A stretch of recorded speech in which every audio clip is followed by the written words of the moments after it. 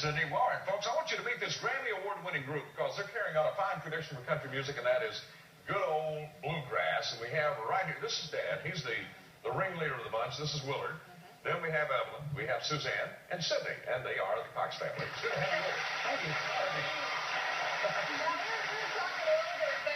About how some of these musical categories, the lines are blurring, and you are a great example of that because you're recently on a rock and roll tour.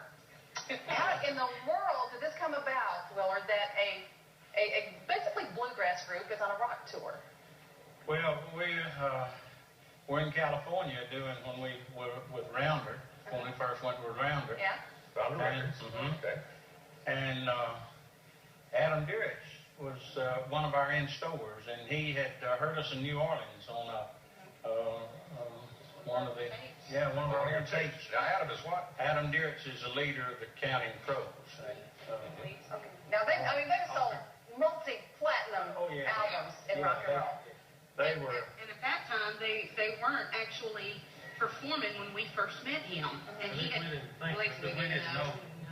Well, I hadn't known at the time. Okay, now here you are, opening for this band. Suzanne, you're getting ready to go on stage. You're bringing in banjos, mandolins, and fiddles, that sort of thing. What kind of reaction are you getting from the crowd who's there to see the Counting Crows?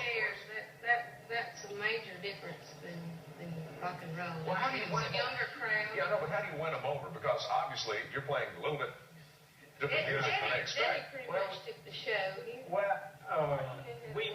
We kind of amplified our instruments, and What does that mean? Kind of amplified them? What does that mean? well, that means loud.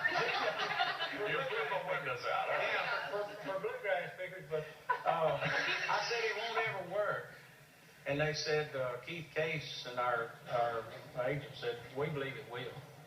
And said, we'll try it. So we were on needles and pins till we got the first show over, and we were in Louisville and went up through the East Coast. And it was amazing that there were so many young people. Yeah. Beautiful little boys and girls, and it was a sold-out crowd every night. That's wonderful. We have some photos of what went on backstage. The lead singer of Counting Crows, Adam, as you were talking about, was back there. And I know he loves your singing. And there he is, the guy with the big heart in the middle and the dreadlocks. Yeah. But I mean, so you get along with them fine? And... They were some of the nicest. In fact, his drummer played with us every night. Yeah, he played with us every night, and we had a grand finale. Now it's not a real. I don't think I was ready to go on stage. Yeah, I got you. All right, now Sydney, there's a thing that happens, and we'll talk about dear old Dad here, I guess. There's a thing that happens at concerts like this called body surfing. Yeah. Now, that's where, like, I imagine one member of your group or whatever just goes into the audience head first, and you're passed around, right? By the audience. By the audience. Now, who is the participant here? Well, actually nobody was, but Eddie had never seen that kind of action before. They've never seen body surfing. Never seen body surfing before, and he had a fiddle that laid down in front of his feet, a spare fiddle, and they started doing that with the people in the audience, and he thought they were going to throw him up there and squash his fiddle, so he turns around and looks at me, and he grabs his heel, and he pulls that fiddle back, and he says, well, follow me if it gets too rough. So he had to get out of here. You thought a riot was breaking out of somewhere? Hey, they beat anything you ever seen, but it was really a treat, and you know we had the greatest time with those guys, and we're looking forward to maybe one day get to go back with them. Good. I'm sure he's looking forward to it as well. Yeah. Was it much of a risk, you think, to your careers to do this kind of thing? I think if anything, it enhanced it. It surely did me. Of course, that asked us, what are y'all doing? This is completely wrong. But it turned out really. We've always been the type of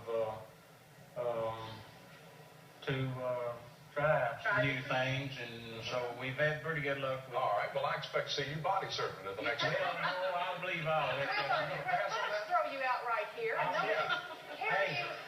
I don't think they can hold me up.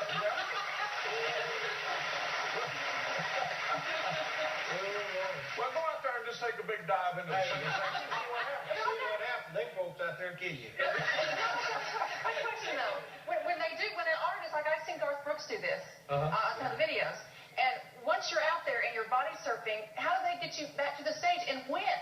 I mean, how long are you out there? They generally don't. They generally take you out on the journey. They throw you out. They were taking them out as they got Some of front, them did, and then they would make them go to the back. All right. Well, y'all be careful out there, as they say, all right? Really? We have the Cox family here, Beyond the City. What do you have there? And this is their album. You did?